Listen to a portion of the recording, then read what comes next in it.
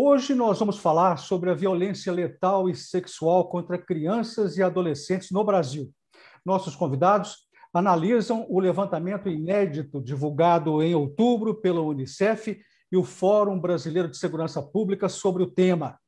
Participam do programa o juiz Alexandre Werneck Soares, da Terceira Vara Criminal e da Infância e Juventude de Barbacena, e a delegada Yara França Camargos, que é a titular da Delegacia Especializada de Proteção à Criança e ao Adolescente de Belo Horizonte. Numa parceria da TV Assembleia com a MAGES, a Associação dos Magistrados Mineiros, o Via Justiça está começando. Doutor Alexandre, como definir a importância deste estudo do Unicef e do Fórum Brasileiro? Esses estudos sempre têm a proposição, né, de trazer para nós, agentes públicos, e principalmente para os formadores de políticas públicas, né, a delimitação das ações que devem ser destinadas aí a reduzir esse tipo de criminalidade, né? Então, a gente, com base nesses estudos aí, a gente pode programar, né, tanto a atuação judicial direcionada aos processos envolvendo esse tipo de casos, né, para que eles tenham uma tramitação mais célere, quanto a polícia também para designar aí as investigações que apuram esse tipo de crime, né? Como no caso da capital, que nós temos uma delegacia especializada com a doutora Yara lá, imbuída aí nessa nobre missão aí de investigar os crimes contra crianças e adolescentes. O estudo mostra o seguinte: cerca de 100 crianças e adolescentes de até 14 anos são estuprados por dia no Brasil. A cada ano, 7.100 são mortos de forma violenta, média de 20 por dia. Ou seja, 35 mil crianças assassinadas em 5 anos no Brasil. Doutor Yara, números que assustam. Quais as causas dessa violência? Com certeza, são números muito assustadores e a nossa grande preocupação foi esse período de pandemia, onde as crianças ficaram mais reclusas, ficaram isoladas de ambientes que, historicamente, sempre foram nossos parceiros no combate à violência contra criança e adolescente, como, por exemplo, as escolas. Os educadores sempre foram essas pessoas que fizeram esse link de contar, digamos assim, para a polícia o que se passava dentro do ambiente familiar. É sabido que a grande maioria da violência cometida contra criança e adolescente ocorre no âmbito familiar, dentro de sua residência. Muitas das vezes, essas violências elas não têm testemunhas. Então, a gente depende de alguém de confiança dessa criança, poder relatar o que se passa para que as providências possam ser tomadas.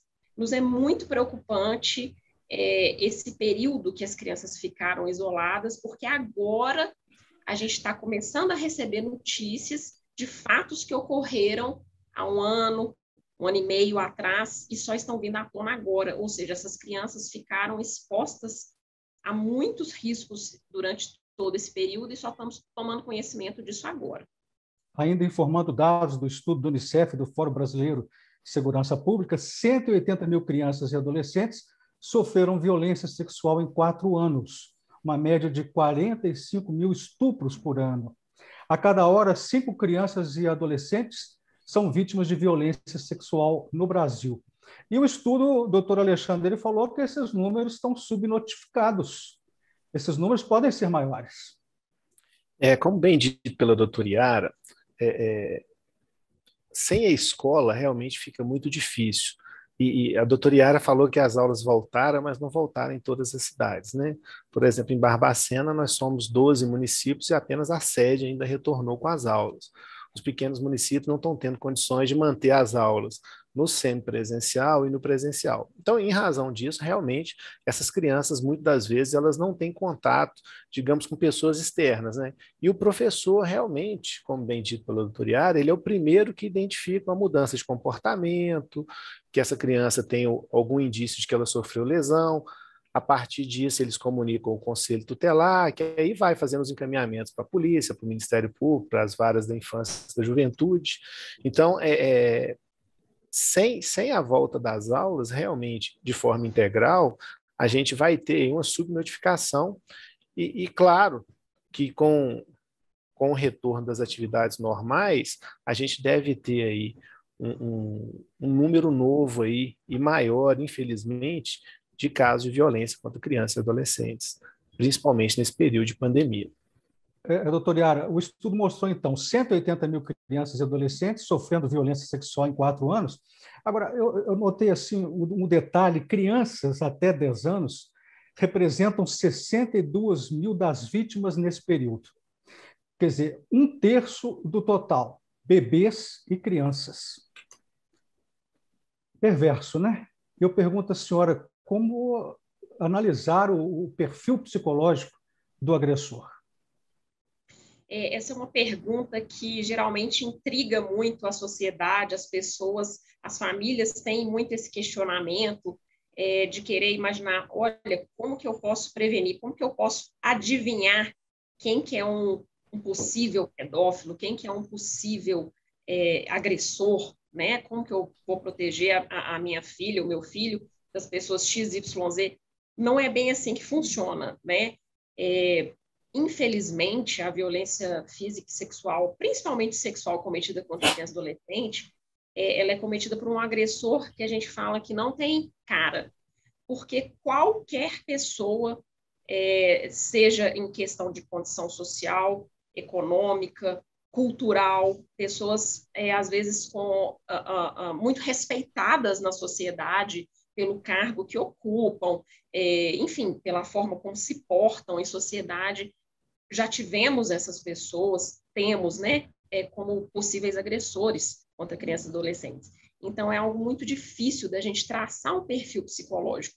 E, infelizmente, é um crime tão bárbaro que, geralmente, o agressor ele foca, de fato, na criança o quanto menor. Por quê? Porque nessa visão de ser um crime covarde, esse agressor vai procurar alguém que não possa contrapor a ele, que não consiga se defender.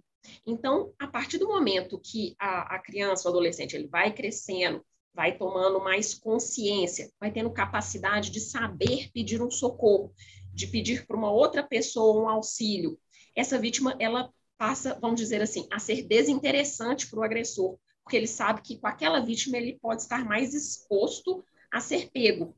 Então, o que a gente sempre orienta aqui na Delegacia de Proteção à Criança e Adolescente é que as famílias quebrem esse tabu nosso mineiro de não conversar sobre determinados assuntos, que na família, no relacionamento XY, a gente não mete a colher.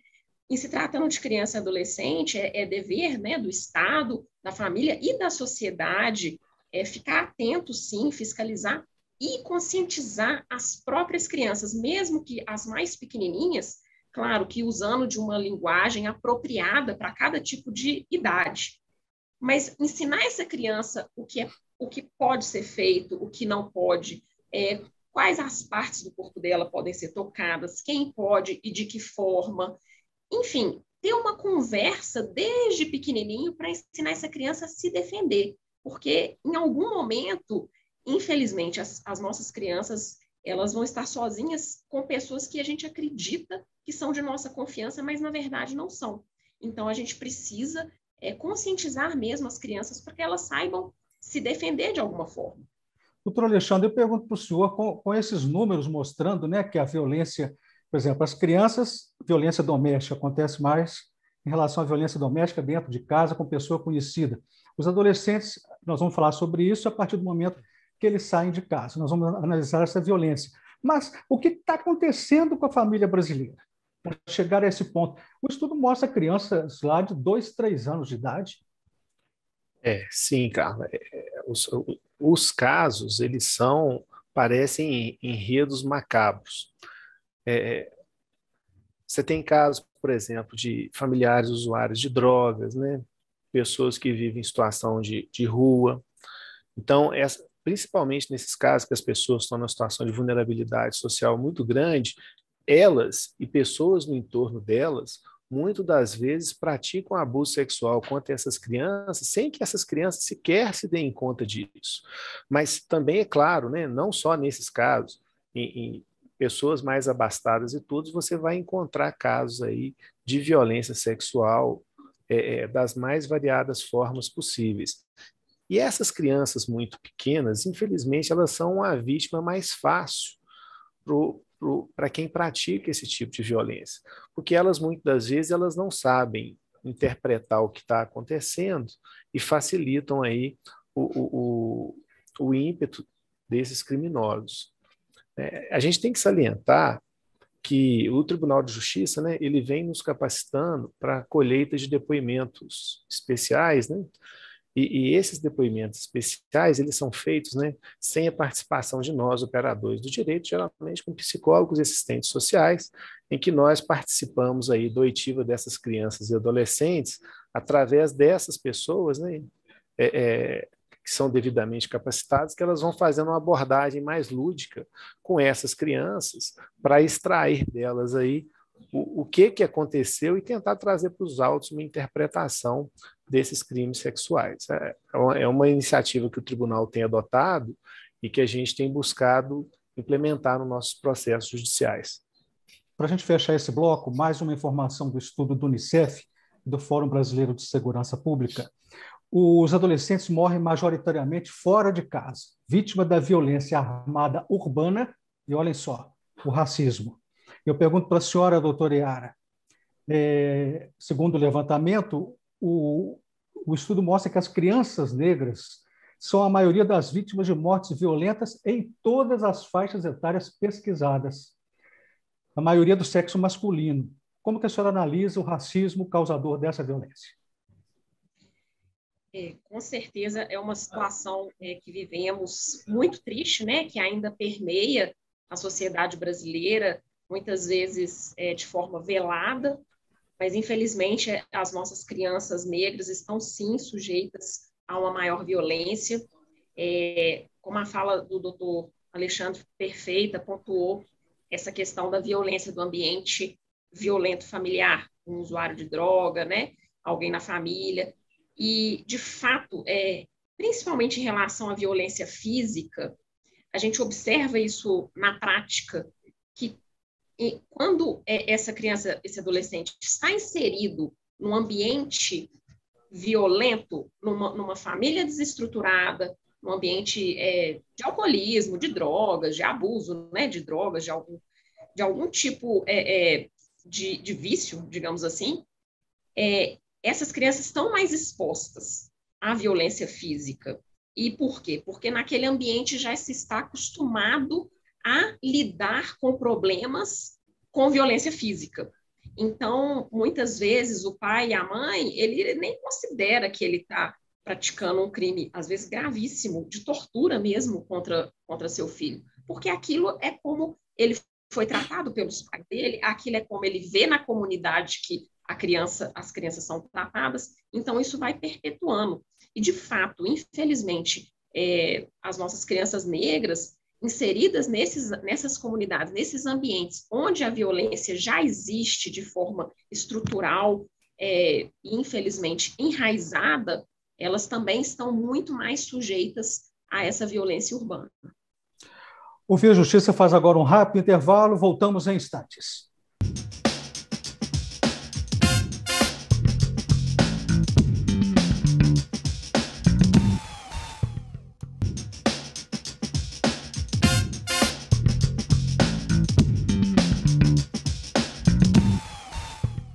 O Via Justiça de volta, hoje com o tema A Violência Letal e Sexual contra Crianças e Adolescentes no Brasil.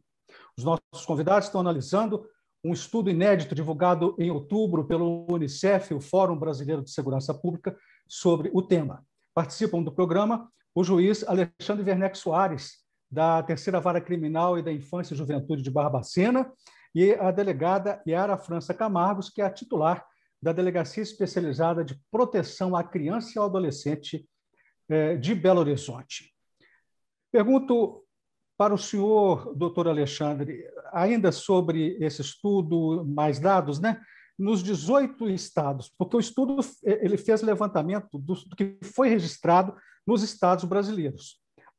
Nos 18 que apresentaram dados completos para a série histórica, mortes violentas de até 4 anos, aumentaram 89% de 2016 a 2020. E diz o estudo, o aumento foi causado especialmente pelo crescimento de mortes por armas de fogo nessa faixa etária. Gostaria que o senhor comentasse isso. Infelizmente, a arma de fogo ela é a causa de muitas mortes, inclusive acidentais, né? E como a gente não tem um controle tão rigoroso das armas como parece existir, né? Porque a pessoa de bem ela vai comprar arma registrada, ela vai ter habilitação para manusear o armamento, ela vai ter autorização da Polícia Federal, quer seja para possuir a arma, quer seja para portar. Mas, infelizmente,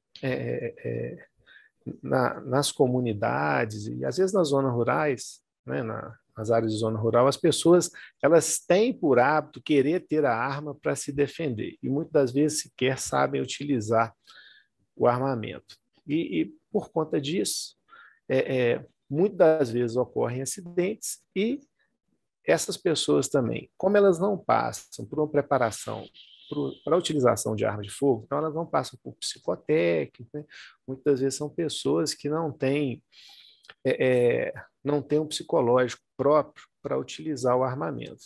Aí acaba que perdem a paciência por algum motivo ou outro e vêm praticar esses crimes bárbaros aí envolvendo essas crianças pequenas, tal como relatado aí no estudo.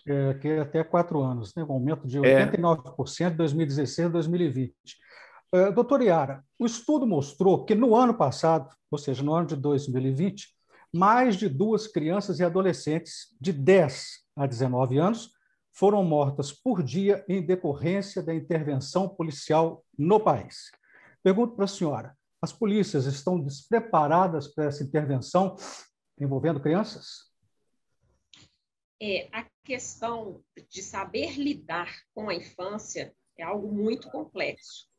E realmente depende de um preparo estatal em toda a sua esfera, municipal, estadual, federal, e constante aprimoramento, porque as leis mudam, né? Nós temos a lei do depoimento especial de 2017, uma lei muito boa, um grande avanço no tratamento mesmo de trazer essa criança e esse adolescente vítimas para dentro de uma delegacia, para se evitar a revitimização. Então, temos grandes avanços acontecendo e a gente não pode tapar os olhos que, sim, o Estado tem que se preparar para lidar com a realidade que ela não é estática, né? O tempo todo. Esse acesso maior, até mesmo dos nossos adolescentes a armas de fogo, a gente tem que lembrar que esse é um assunto muito delicado. Geralmente, as pessoas que acham que é muito simples você pegar uma arma de fogo e, se eu fizer um curso, eu vou estar preparado. É algo extremamente complexo, envolve uma série de fatores, envolve o fator psicológico, emocional, o fator surpresa. Então, é muito difícil para uma pessoa que não seja um policial, não seja uma pessoa treinada a lidar com armas, a saber agir apropriadamente, quando se tem aquela situação imediata. E, infelizmente, os nossos adolescentes também entrando para o mundo do crime, né, sendo trazidos mesmo, né, ludibriados para esse mundo, isso gera uma série de questionamentos jurídicos e de realidade fática de como a gente tem que preparar, inclusive as polícias, com toda certeza. O Brasil é um país continental, nós temos diferenças regionais absurdas, né? Uma coisa é a gente tratar de como a polícia age em Belo Horizonte, em Barbacena, outra coisa é a gente tratar de como a polícia age no interior do Amazonas. Então, como nós temos grandes diferenças regionais, a gente tem sim que estar sempre debatendo para que o nosso objetivo seja a proteção integral da criança e do adolescente. Doutor Alexandre, na violência sexual, a grande maioria das vítimas é de meninas, ou seja, quase 80%. Um número muito alto de casos, segundo o levantamento, envolve vítimas entre 10 e 14 anos. Na realidade, 13 anos é a que registrou mais essa violência. Como que fica o psicológico dessas meninas?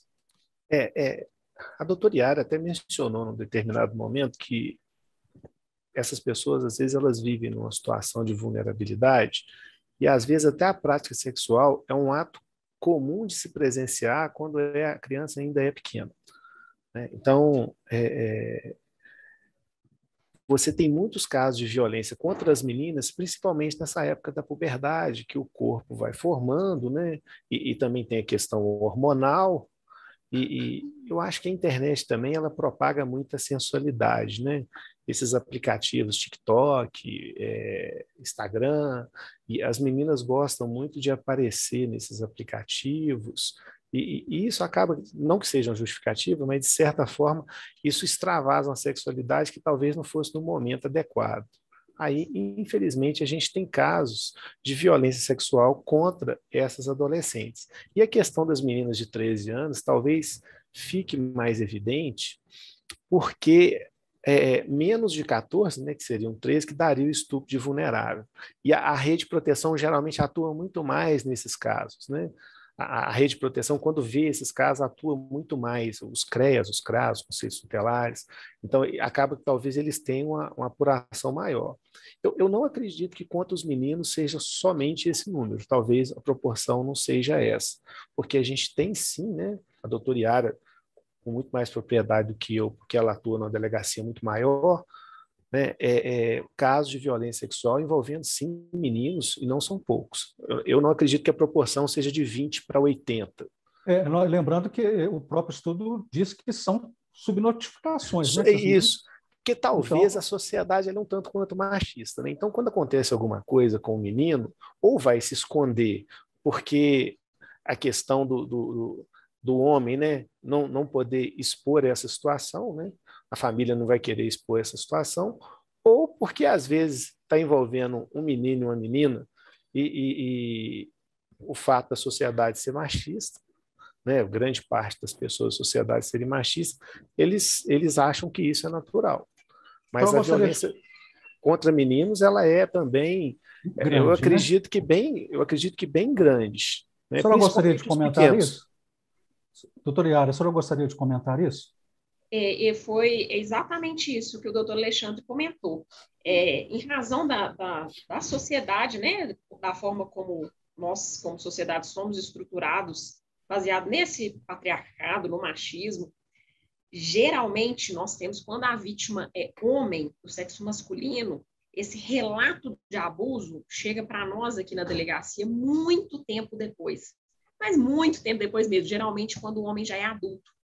Porque ele passa, quando criança, ele tem muito aquela ideia, e isso é imputado geralmente pelo agressor na cabeça da vítima, de que, olha, você acabou de fazer uma coisa, você é homossexual. E isso, na cabeça de uma criança em desenvolvimento, na cabeça de um adolescente que está se descobrindo sua sexualidade, isso é muito perverso e isso pode tomar proporções psicológicas muito sérias. Então, aqui, geralmente, na delegacia, a gente tem, sim, um número grande de meninos vítimas de abuso sexual, porém, eles vêm muitos anos depois e uma situação peculiar, quando eles acreditam que outra criança está sendo vítima de abuso pelo seu agressor antigo.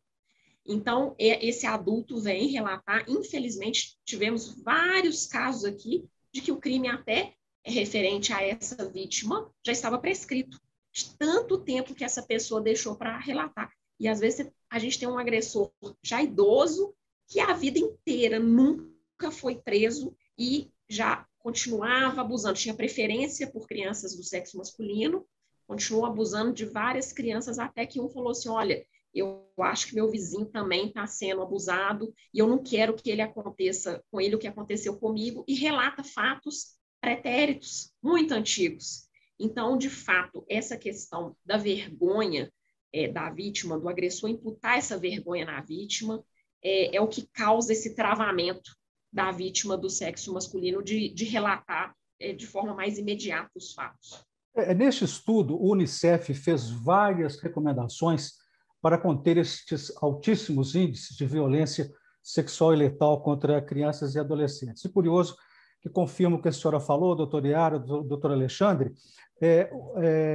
Uma recomendação é a seguinte: ampliar o conhecimento de meninas e meninos sobre seus direitos e os riscos de violência, para que eles possam, assim, pedir ajuda. Então, eu pergunto ao senhor, doutor Alexandre, a educação sexual nas escolas é fundamental para coibir essa violência? Evidentemente que sim, né? Claro que de acordo com a faixa etária de cada criança, né? Que ela vai ter que ser preparada aí para essa educação sexual, para que ela não seja vítima aí, às vezes até sem perceber, né, de algum crime sexual praticado por alguma pessoa mal intencionada. Então, a educação, tanto por parte dos pais também, que eles também têm uma responsabilidade, né, quanto por parte aí da escola e a rede de proteção também, né? A rede de proteção, ela funciona muito bem. O CRAS, o CREAS, né? Alguns conselhos tutelares, que eles ajudam tanto na orientação, né, quanto na apuração de episódios de violência e violência sexual envolvendo crianças e adolescentes. Então, Nós... Sim, pois não, sim, pode terminar. então, assim, a questão da educação ela é fundamental, de acordo, é claro, né, com a capacidade da criança e do adolescente de absorverem a informação. Nós estamos chegando ao final do programa, vamos partir para as considerações finais. Doutor Yara, a senhora gostaria de colocar alguma coisa que faltou, que não tenha perguntado, que a gente não tenha abordado, que seria importante? Eu acredito que eu primeiro agradeço pelo convite para poder participar. Eu acho que os temas foram abordados de forma excelente e é sempre muito bom ter iniciativas como essa para se conversar mesmo sobre a violência física e sexual cometida contra criança e adolescente, porque a gente acredita que a melhor forma da gente combater esse mal é realmente através da conscientização e da prevenção, e do engajamento da sociedade nessa luta mesmo. A gente precisa, a polícia, o Ministério Público, o Judiciário, a gente precisa da participação da sociedade. Então, a gente sempre pede, olha, notou algo diferente, viu que uma situação no vizinho está estranha, está tendo grito, está tendo choro. Nós temos hoje tantos canais para podermos fazer denúncias, né? Denúncias anônimas, que o denunciante não precisa se identificar e também não precisa comprovar que está acontecendo um crime. Esse é o papel da polícia. Então, cabe à polícia apurar se de fato aconteceu um crime. O que a gente precisa é receber essa notícia de alguma forma. A gente gostaria muito de ter um efetivo enorme de policiais, né, tanto da Polícia Militar quanto da Polícia Civil, patrulhando cada esquina, para que a gente pudesse ter cada escola, para que a gente pudesse ter essa visão mais próxima, né, uma proteção mais direta. Mas a gente depende muito desse auxílio da sociedade para nos trazer as notícias para que a gente possa atuar de fato. Doutor Alexandre, as considerações finais do senhor, rapidamente? Sim, eu agradeço, né, a oportunidade de participar desse programa, enalteço aí a atuação da Amages, né, que tenta trazer para o debate temas tão relevantes quanto esse. Às vezes o tema traz tantas possibilidades de discussão que o tempo do programa não permite a gente discutir tudo que seria importante. Mas, como disse a doutora Yara, eu acho que a mensagem mais importante realmente que a gente tem que deixar é que a sociedade, né, todos nós, né, percebendo qualquer situação que transpareça que uma criança ou adolescente está sendo vítima de violência, quer sexual, quer qualquer outro tipo de violência, né, ou acione a polícia militar, ou acione a polícia civil. Nós temos aí o Disque 100. Às vezes a pessoa acha que é bobagem, né, acionar esses equipamentos, mas a apuração ela vem na sequência e o que a gente não pode deixar é de deixar de apurar esses fatos. De forma alguma, os fatos podem deixar de ser apurados. Às vezes a pessoa não quer se indispor com um vizinho, não quer se indispor com uma pessoa conhecida, faz a denúncia que os órgãos de proteção eles vão com certeza atuar e vão tentar da melhor maneira possível apurar se de fato houve ou não uma situação de violência violando direito de crianças ou adolescentes. Muito obrigado ao senhor, muito obrigado à senhora pelas participações. O Via Justiça de hoje termina aqui. Nós conversamos com o juiz Alexandre Werneck Soares, de Barbacena, e com a delegada Yara França Camargos, que é a titular da Delegacia Especializada de Proteção à Criança e ao Adolescente de Belo Horizonte. Anote aí o nosso e-mail para contato via justiça@amages.com.br. E não se esqueça de nos acompanhar também pelas redes sociais da Amages. Obrigado pela audiência. Até o nosso próximo encontro.